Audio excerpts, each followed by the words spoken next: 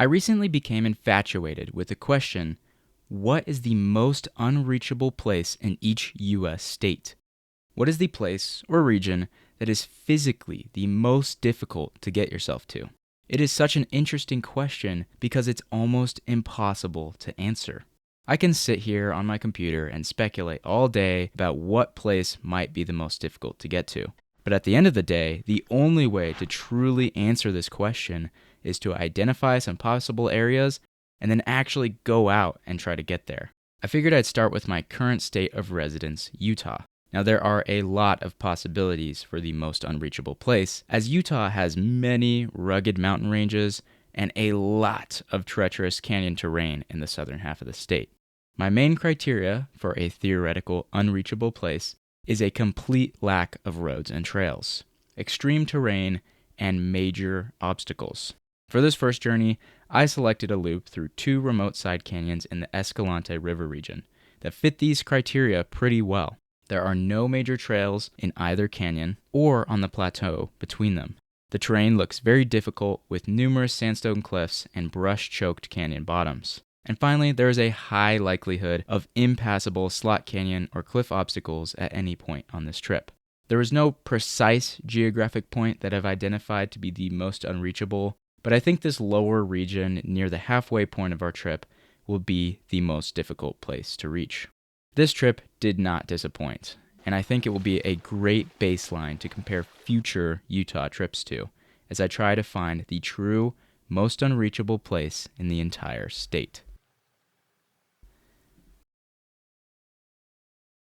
Hello, my name is Landon, and I'm out here with my friend Austin. He is currently up supervising our drying sleeping bags because we just spent the night out here in the desert last night and it was very cold. It was probably 20 degrees and everything got really frosty. Austin and I both want to push our wilderness limits out here. Like, we don't want to get into dangerous situations, but we do want to kind of test ourselves by going farther and into harder terrain than we've ever gone before, which this is definitely offering. Our journey for the day started with the sunlight streaming in through thousands of cottonwoods that occupy the canyon flat. We already walked through 6 miles of this in the dark the night before to get a head start on this trip, because we have around 40 miles of off-trail terrain to cover. Our main goal for today is to get the entire way down the east side canyon that we are currently in, and then up the Escalante River to see a massive overhang. This is the largest alcove I've ever found on Google Earth, as it is a 1/4 of a mile wide and completely covers the river when viewed from above. Tomorrow, we're going to have to backtrack back up the Escalante and then find a way out up the steep canyon cliffs so we can get onto this rough plateau between the 2 canyons. We will then make the long haul across the plateau. The goal is to camp somewhere on the Sandstone near the western canyon where we can refill water for our final day in the desert. On the final day, we will have to find a way out through extremely variable and dangerous canyon country, and at this point, I'm honestly not sure exactly which route we will take. Who knows if it'll actually pan out that way. The part we're in now is undoubtedly the easiest, and it's only going to get harder from here.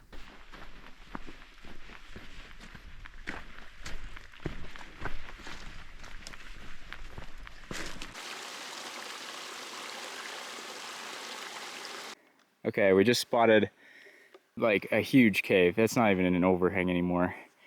And we've already seen a bunch, so we're actually gonna go check this one out. It's too enticing. It's got like a hanging garden in front of it. It's dripping water actively.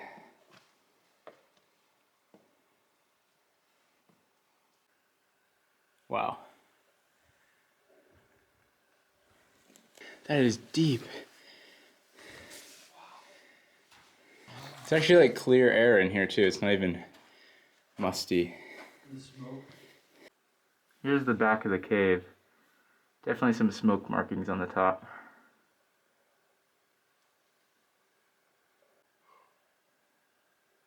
This is the view out of the cave. Imagine that being your front door. New best rock hounding find of the desert. That is a log of petrified wood, and it's a beautiful one too. It's got rainbow colors, like the famous ones from Arizona.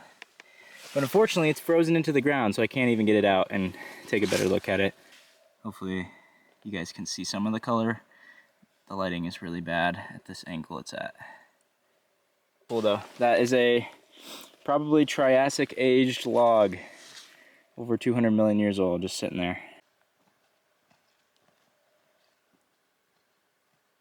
Another piece of rainbow wood.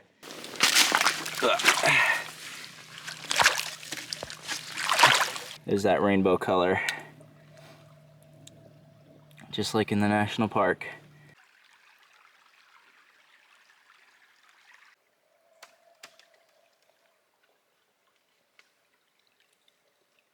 Without hyperbole, that might be the most beautiful sandstone wall I've ever seen.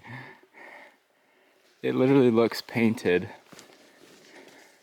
And that's all a result of cross-bedding right there. So something I noticed on the map when I was researching this area is that a lot of the sandstone almost looked like the wave from Arizona. And now that we're actually walking here, I am quite confident in saying that a lot of this is the most beautiful sandstone I've ever seen, which is, I mean, I've seen a lot of sandstone, but this is a great example. Like right here we have, you know, your usual white Navajo sandstone, and then on top of it is just the most beautiful feathered, layered red and white Navajo sandstone. And I mean, it's just insanely pretty.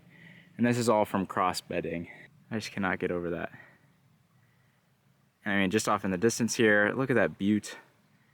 So much more of it. And just every wall has been like this so far. You probably heard me mention cross-bedding a couple of times there, so let me explain what that is.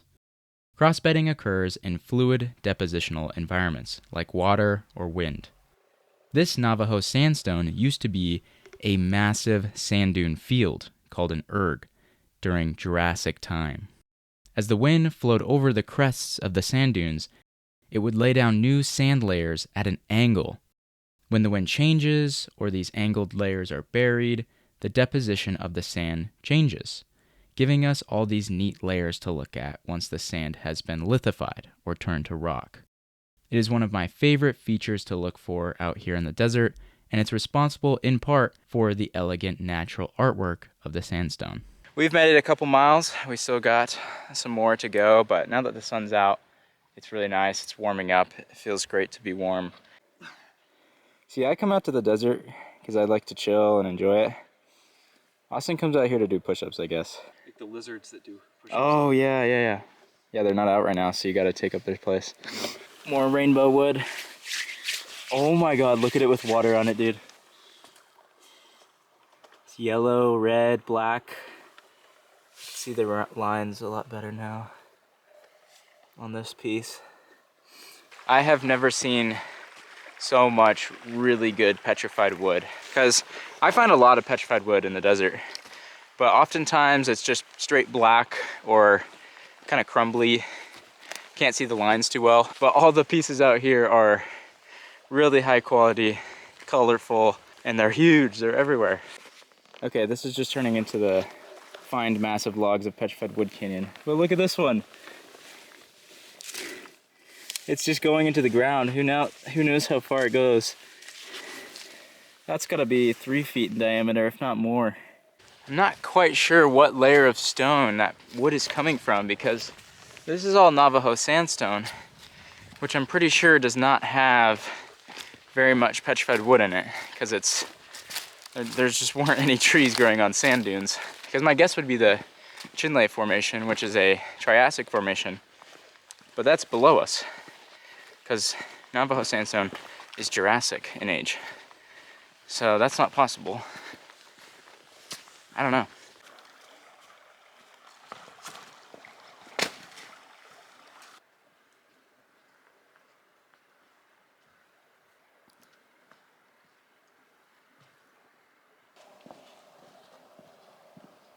There's just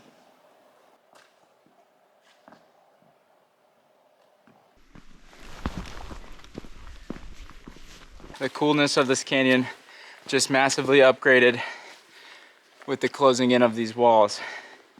But it also means we're probably gonna encounter some potential pools up ahead, so hopefully none of them are too deep.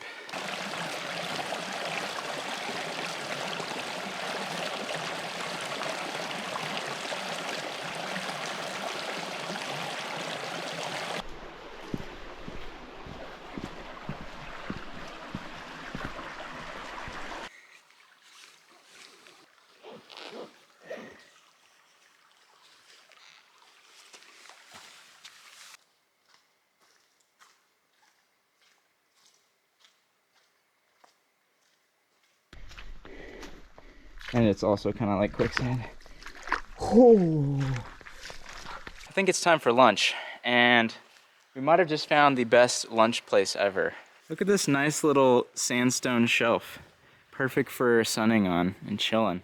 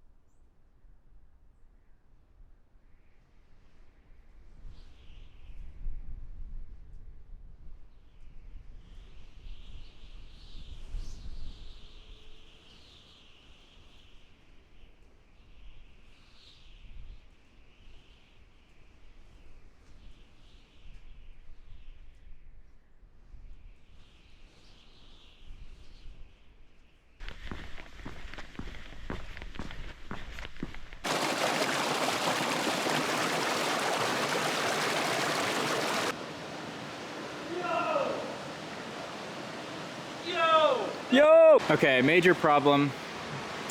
Slot Canyon. That is just a little bit too deep for us to slide in right here safely, because we could walk through that.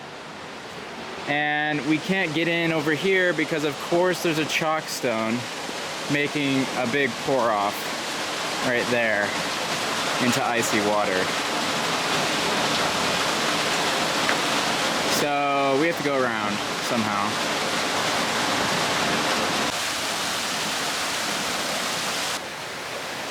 This unfortunate placement with this boulder here. Well, there's the difficult terrain. That's what we were asking for, so we got it. So I think we're gonna have to backtrack, get up top, probably on this side, and then hopefully go down some side canyon past this and just hope it's over, but I don't really know, to be honest. We're just not gonna take chances with anything like that. Because I don't doubt we could get down, we could jump down this, but if you jump down something, you can't get back up, especially into freezing cold water. It's just kind of asking for danger.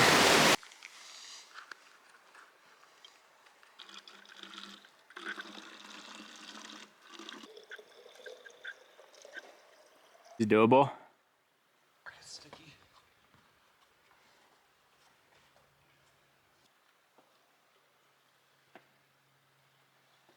So we made it out of the canyon, filtered some water so we could walk over the plateau, and we have to get back down in somewhere.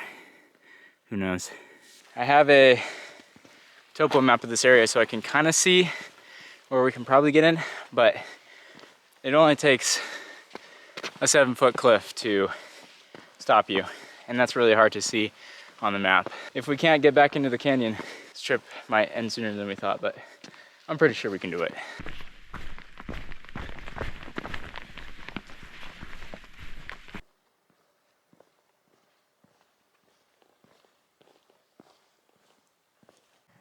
So the slot canyon is right down there, so you know, once we're past this point we just can find a way down.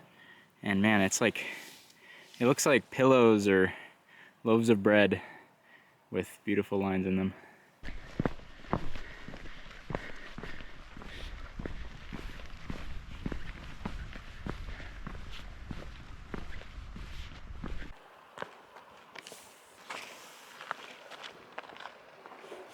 Okay, we're gonna try to go down right here.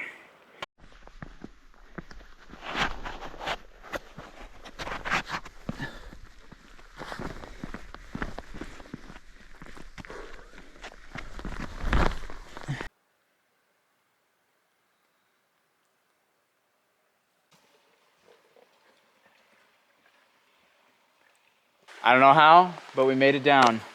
So hopefully that doesn't happen again, because that was really tiring, climbing out of the canyon and coming back in. Dang. See, this feels like Capitol Reef. This is exactly what Capitol Reef is like. Really? Yep. We are now bushwhacking through salt cedar, or tamarisk, which is probably the worst invasive plant in Utah, at least in my opinion, because it takes over these river corridors and drowns everything else out and creates a thick mess like that that sucks to go through. Oh wow, look up ahead. That there is a flash flood line. So when flash floods come through here, that's kind of scary.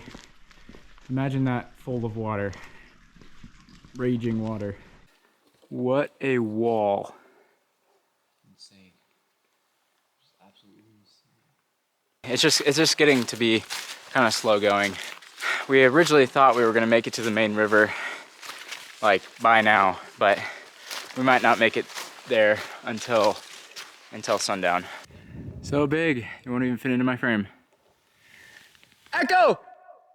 Oh yeah, that's really good. Hey!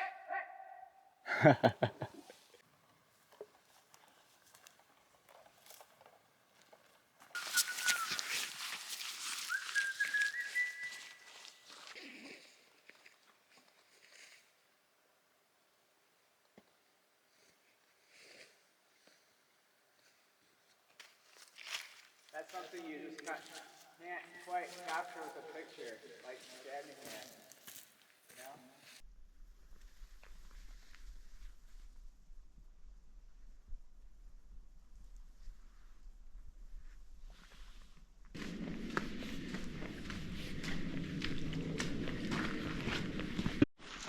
Austin is much more adventurous than I am, so he convinced me to walk in the stream with my boots on. I don't know what the hell I'm doing right now, but it feels wrong. I don't know about him, but I am totally struggling right now to get these last couple miles in. So it's worth it. Like, just really exhausted from bushwhacking. I mean, you can see around us, it's awful. It's just willows, tamarisk, cottonwood. So we might have to start a fire tonight and try the boots off.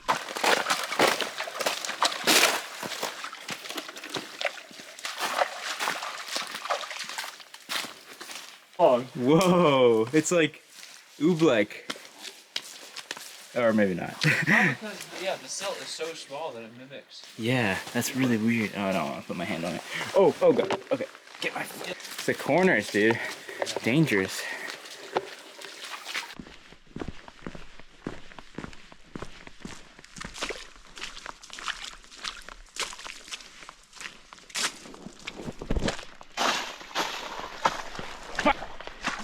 Oh god.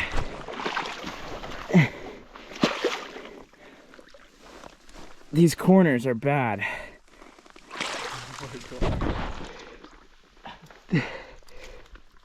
I am knee deep in mud. That is not a good feeling. Oh man. This just happened to Austin. I didn't catch it on camera. God damn it. Don't go through that, yeah. It's like these little corners for some reason. It's crazy how quickly it starts. It's like Yeah. you're fine, and then... I felt it and I was like, yeah, that's over. Ah, great. Just great. That's cold. That is really cold. Okay, we're almost to the river. It's just right through all this brush. Watch out for the cactus. Where is the river? Awful, awful brush here. This is why we are planning to leave this part of the canyon, because there's just no way you could walk this for more than a mile. There it is. Good paddle. Looks like it'd be good paddle running. Yeah, that'd be awesome.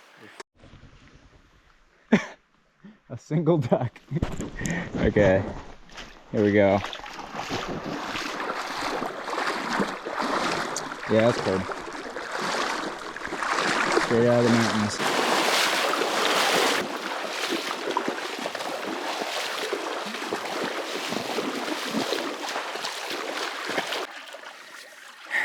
The giant overhang is like right up over there, so we're just trying to get there because we're so close. Or at least I really want to. I don't want to go to bed knowing that it's right over there.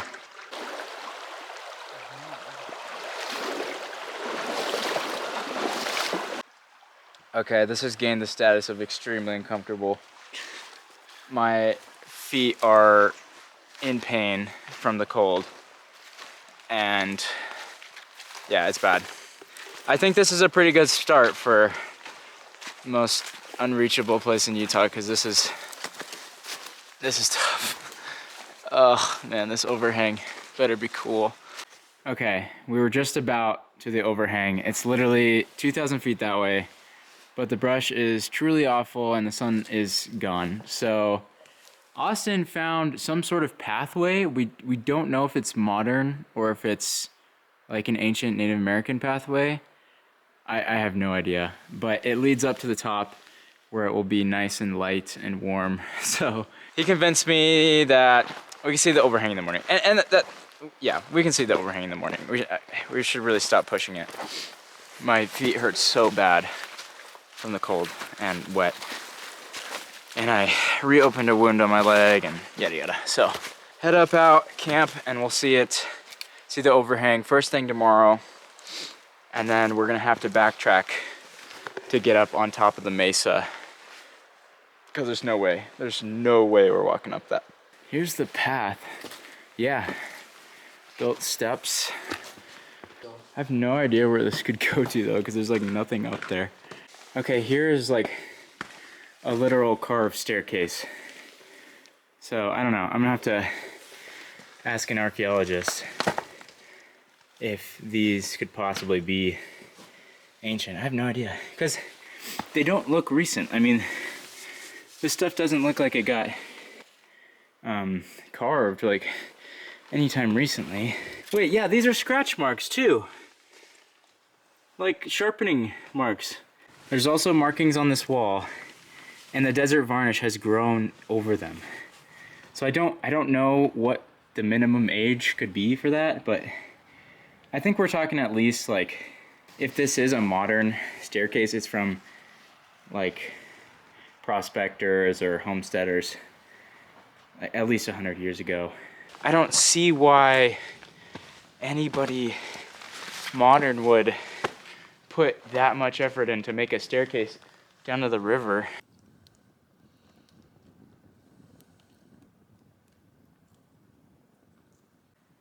Really hope I can dry out my shoes tonight.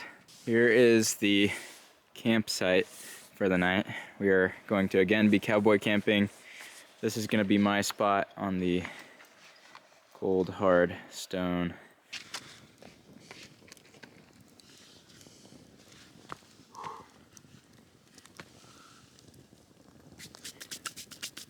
It's time for bed. Couple updates. Our sleeping bags are already covered in frost. It's really cold, and I also melted my shoes a lot next to the fire trying to dry them out. And they're still not dry. Time for another long night.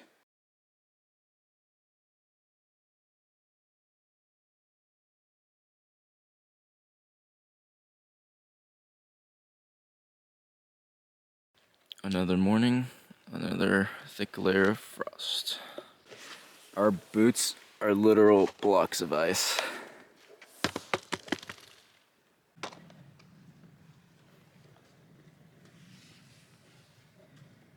Here's what camp looks like this morning.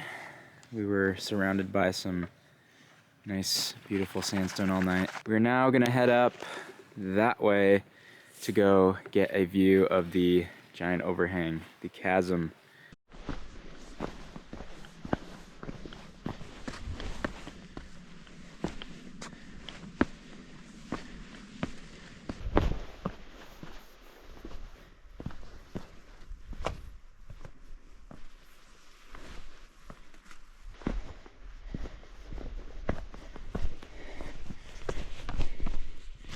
Here it is, over a quarter-mile wide. That is the biggest alcove I have ever seen.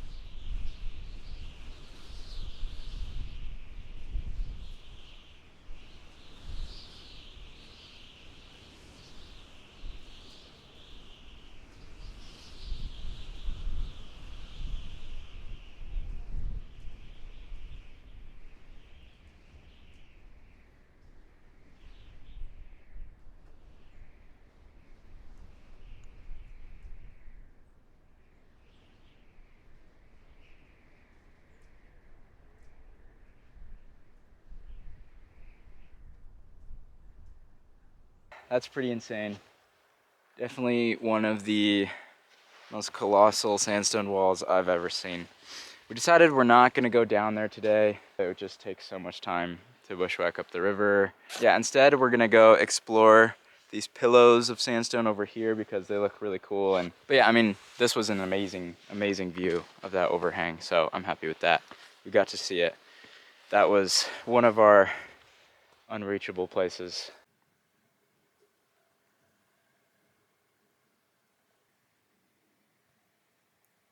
So we are gonna try to get on top of this white sandstone bluff here because we think there's a giant canyon on the other side. I mean, just in general, it looks pretty wicked. But on the way, this is a Utah classic. These are called Moki marbles. And it kind of looks funny when they just end up in a pile like this on the sandstone, but they are little iron concretions that erode out of the sandstone. Yeah, they're really fun to look at. We got a little field of them that has collected here. Iron. Well, I mean, you don't smelt iron ore. Or iron ore isn't pure iron. Oh, okay.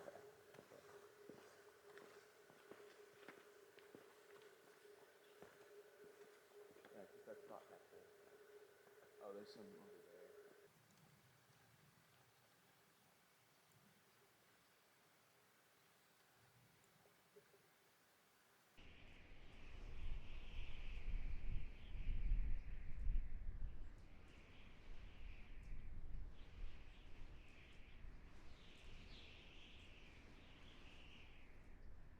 If the whole Moki marble thing was a little confusing, here's a good example of one before it's gotten out of the sandstone.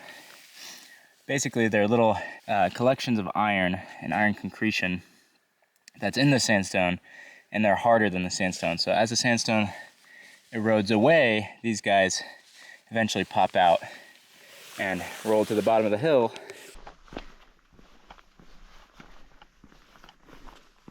So many Moki marbles.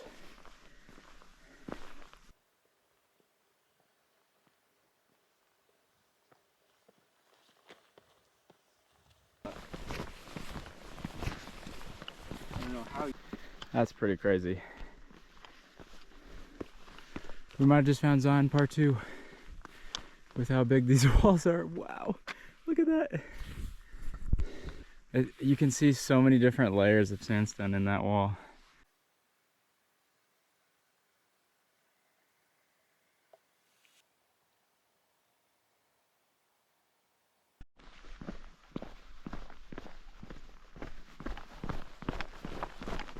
Found a way down, so we're just going to the bottom to see what it looks like. And it's just unbelievable how much this looks like Zion. It makes sense because this is a huge thick layer of Navajo sandstone, which is exactly what Zion is made out of. It's just eroded into these giant walls, very reminiscent, which is really lucky for us.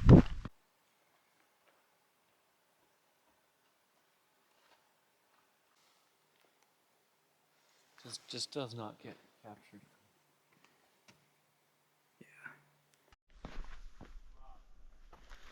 This is insane. I've seen this place on Google Earth many times and I've been curious, but I really didn't think the walls were as big as they are. Wow. That's beautiful.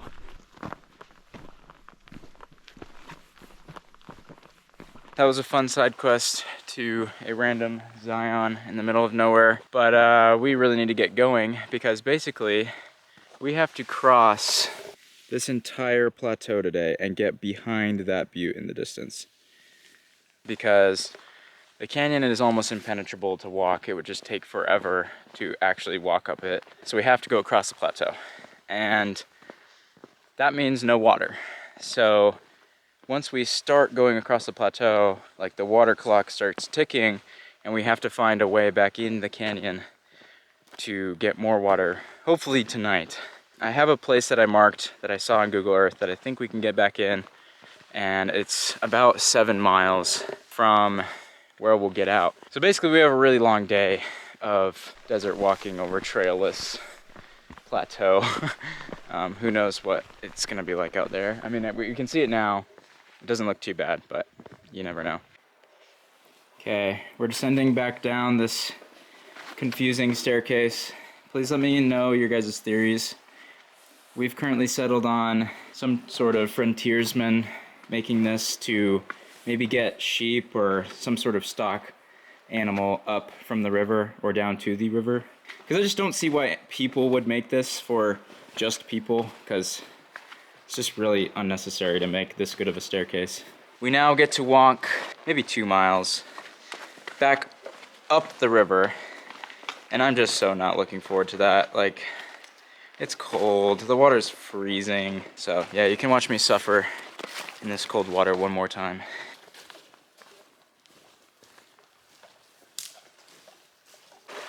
Okay, I'm getting in. Whew. For the first 10 seconds, you feel like you got it. It's not that bad. And then the cold starts to sink in to your bones, and it hurts so bad. Oh! And then after you get out of the cold, you'd think it'd be over. But then it gets worse for like 20 seconds. It's like it has to get out of you. Yeah, Austin here, not affected. What'd you call it, meditative? Meditative, yes, it's very meditative. I'm meditating in hell right now. The Jabbar, yes. I just can't describe how bad that pain is, like when it's that cold of water. Rose bushes, be nice to me, please. Okay, get off of it so I can come on. That is so weird. Okay. Oh, I don't like that. Might have found the best petrified wood yet. That's a full log in the ground there. You can even see the center, the very center. Right there. The heartwood. This will be the last petrified wood I show because I've been showing way too much. But that one's so sweet. Looks like great sandal weather, eh? Yep. Razor sharp ice. Oh, dang.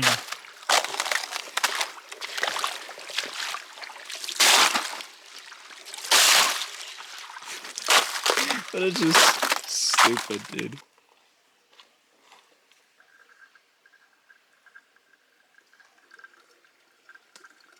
Okay, we filtered water, and now we gotta climb up out of here, out of our canyon from yesterday.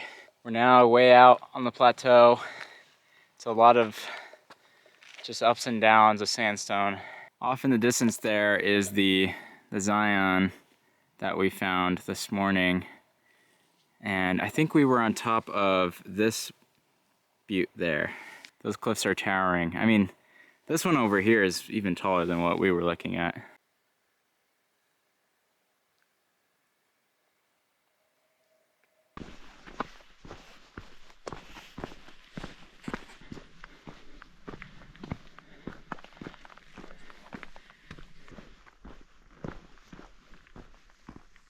Little update. I'm not filming too much because we're just trying to go as fast as possible because we're losing light and we're not even gonna make it to where I wanted to make it tonight. Like, we might have to camp before the stream.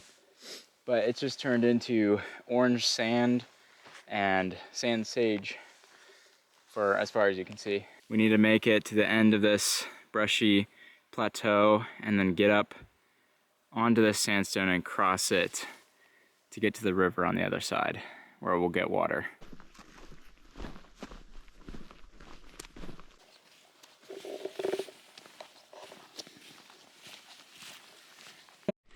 Look at this.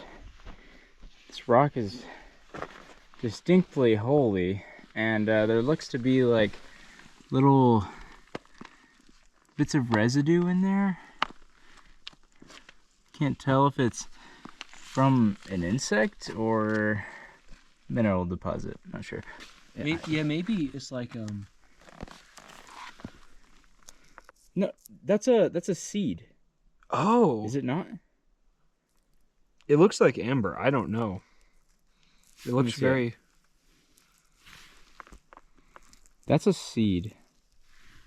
why would a seed be in a rock? I don't know. And why would it? Because it's through multiple layers. That's So it must have happened while the rock was here, right? It couldn't have happened while it was deposited.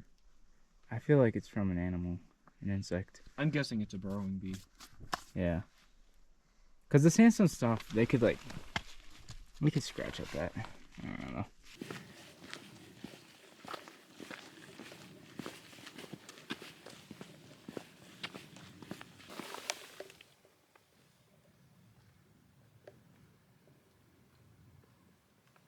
Okay, we're done for the day. That was a lot of miles, a lot of sand. Yeah, we're gonna be camping on this sandstone here. Yeah, we did not make it where I was hoping. I was hoping we'd make it down there to the bottom. That's where the new river that we are following is flowing. Definitely not gonna make it there before dark. But guess what? It's completely fine because there are some potholes over there on the stone that have water in them.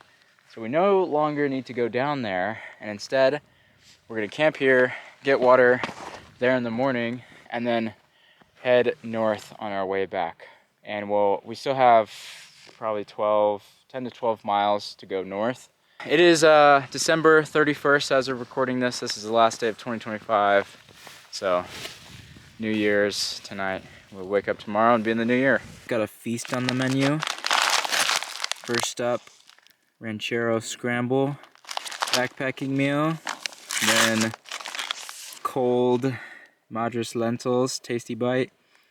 And then maybe a little bit of chocolate for dessert if I can find it in my pack. Okay, here's the sleeping setup for the night.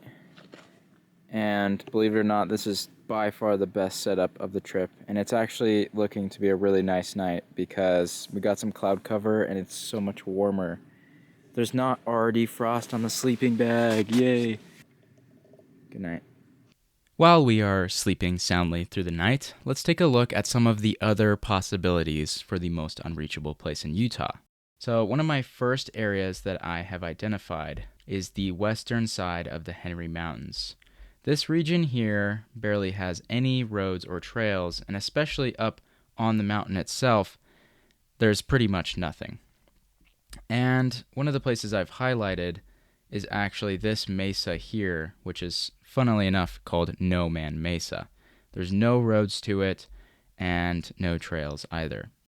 To go north, another region I have identified is the Desolation Canyon area. Now there are a ton of roads on this side of Desolation Canyon, but on this eastern side, there's pretty much nothing.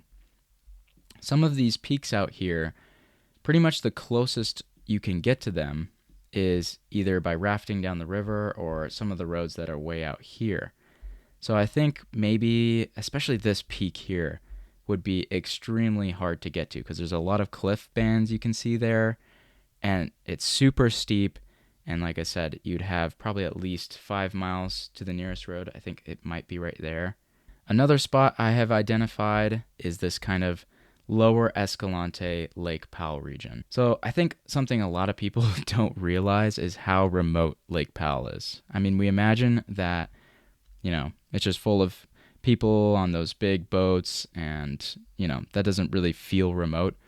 But in reality, these side canyons near it are extremely, extremely remote and hard to get to. Super unreachable. Specifically, this region here. Pretty much the nearest trail is in this canyon here, I think.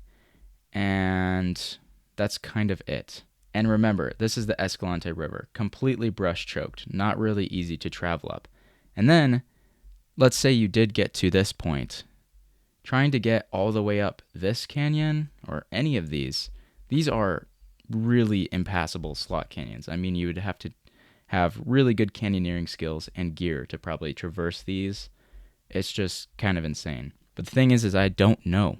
I don't know exactly what these are like, and there's absolutely no information online about them. So if I had to guess, this is probably the most unreachable region in Utah, these slot canyons up here. But I won't know until I try to get there. Obviously, there's a lot of other candidates, but I'm just keeping the list short for this video. So if you have any others that you think I should know about, please drop them in the comments below. Good morning. Did not wake up where I went to bed because about at midnight it started raining, and it did not stop raining until like 30 minutes ago. Now we're in a very soaked tent with soaked sleeping bags. The one silver lining is it's really pretty out here in a kind of unique way. It's like foggy and misty on this sandstone, which is so weird. I've never experienced it like this. We kind of need to get out of here as fast as possible because all our gear is wet and it could get really cold again. And that's just kind of dangerous. We got a lot of walking through wet slick rock. It's called slick rock because when it gets wet, it turns from nice, sticky, easy to walk on to super slippery and awful. So, and the forecast said a 50% chance of 0.05 inches of rain. The unfortunate thing is we're pretty much just at one of the most dangerous temperatures because it's probably 34 degrees right now. It's so humid right now. Like I can feel water as I walk through the air that no matter what you do, everything gets wet. And then it's really cold because that water is 34 degrees. And then if it freezes tonight, like everything's ice. So yeah, it's just a dangerous temperature that's kind of hard to be wet in. Like if it were 30 degrees or colder, we'd probably be okay because it would just be snowing and that's fine.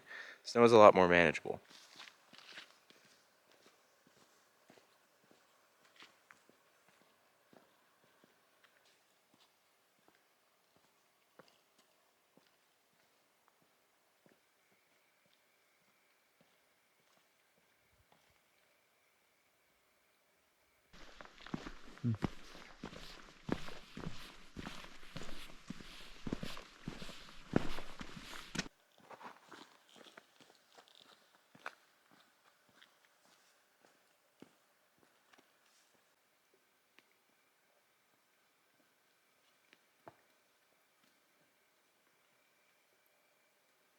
Look at all these basalt boulders just sitting on the sandstone.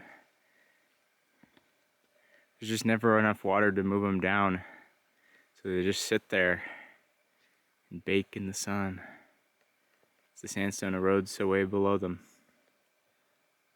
This is just so unique. The fact that it feels like we're walking through a cloud in Western Oregon, it's just so humid, is really, really odd.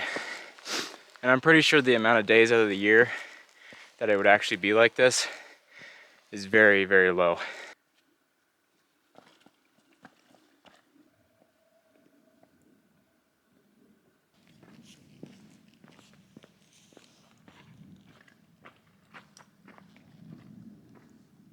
Until they were everywhere. That is by far the most Moki marbles I've ever seen. And like, they're so big here. I mean, they're really good sized. That is awesome. They're all around me. All of those, everything black here is Moki marbles.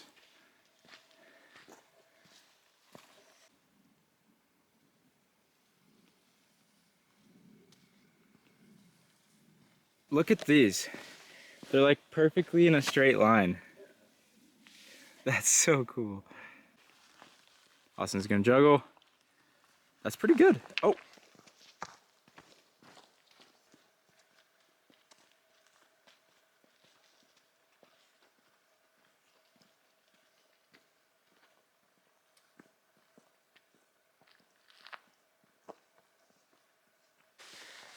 I'm just in awe by how much sandstone we're walking across right now. And especially with the clouds surrounding us so we can't see the horizon, it just seems infinite. And yesterday I thought we were on a lot of sandstone. But now, I mean, we've been walking for a couple miles and seen nothing, touched nothing but sandstone.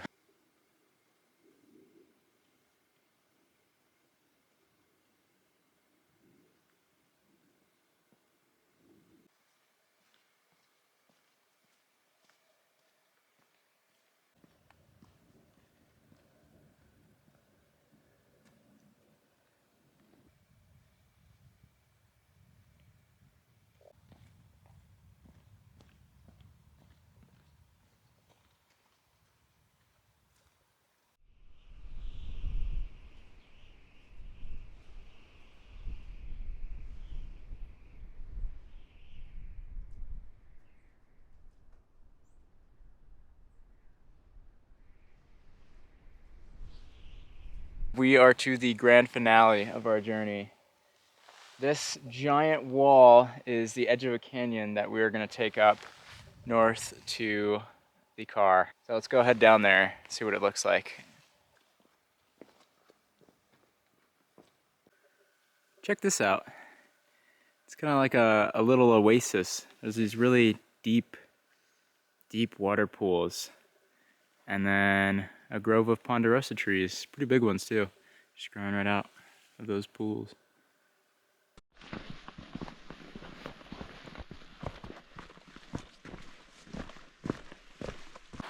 All right, we made it to the creek. It's actually pretty sizable, but unfortunately it ends in a cliff and waterfall. So I don't think we're gonna be getting down there from here, or maybe at all. But it is really pretty here. This is kind of what we wanted to see. Those two big gray and orange walls.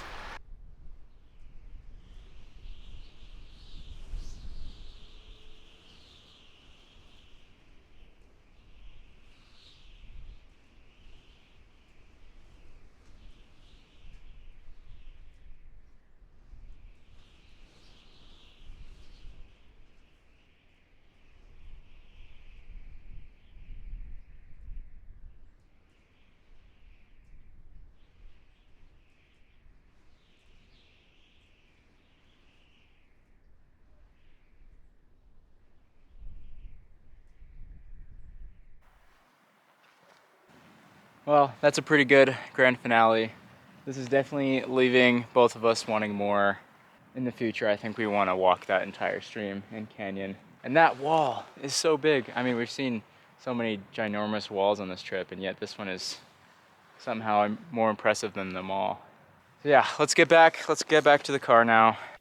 From this point on, I did not film anything outside of this one clip because the terrain was so rough and I was just running on fumes at this point. We ran into multiple cliff obstacles on the way back, and just going the couple of miles back to the car took a couple of hours. It was awful. Overall, I think this journey was pretty successful, as it was by far the most difficult multi-day trip I have ever done.